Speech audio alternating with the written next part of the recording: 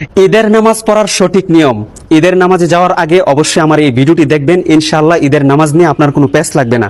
প্রথমে ইমামের পিছনে দাঁড়ানোর পর আপনি নিয়ত করবেন যে আমি মুক্তাদি হইয়া এই ইমামের পিছনে অতিরিক্ত 6 তাকবীরের সাথে ঈদুল ফিতরের 2 রাকাত ওয়াজিব নামাজ আদায় করিতেছি, আল্লাহু আকবার।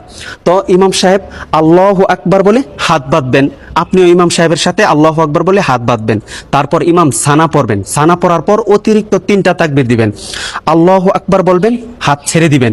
দ্বিতীয় তাকবীর আল্লাহু আকবার বলবেন, হাত ছেড়ে দিবেন। তৃতীয় তাকবীরের মাথায় আল্লাহু আকবার বলে হাত বেঁধে নেবেন। তারপরে ইমাম সাহেব সূরা ফাতিহা এবং অন্য আরো একটি সূরা মিলিয়ে রুকু সিজদা কমপ্লিট করে দ্বিতীয় রাকাতের জন্য দাঁড়াবেন। দ্বিতীয় রাকাতে দাঁড়ানোর পর ইমাম সাহেব প্রথমে সূরা ফাতিহা এবং অন্য আরো একটি সূরা মিলাবেন। সূরা মিলানোর পর রুকুতে যাওয়ার পূর্বে অতিরিক্ত আরো 3টা তাকবীর দিবেন। আল্লাহু আকবার বলবেন, হাত ছেড়ে দিবেন। দ্বিতীয় তাকবীর আল্লাহু আকবার বলবেন, ইমাম সাহেব হাত ছেড়ে দিবেন। তৃতীয় তাকবীর আল্লাহু আকবার বলবেন, হাত ছেড়ে দিবেন। চতুর্থ তাকবীরের মাথায় ইমাম সাহেব আল্লাহু আকবার বলে ডাইরেক্ট রুকুতে চলে যাবেন। রুকু সিজদা কমপ্লিট করে ডানে বামে সালাম ফিরিয়ে নামাজ শেষ করে দিবেন।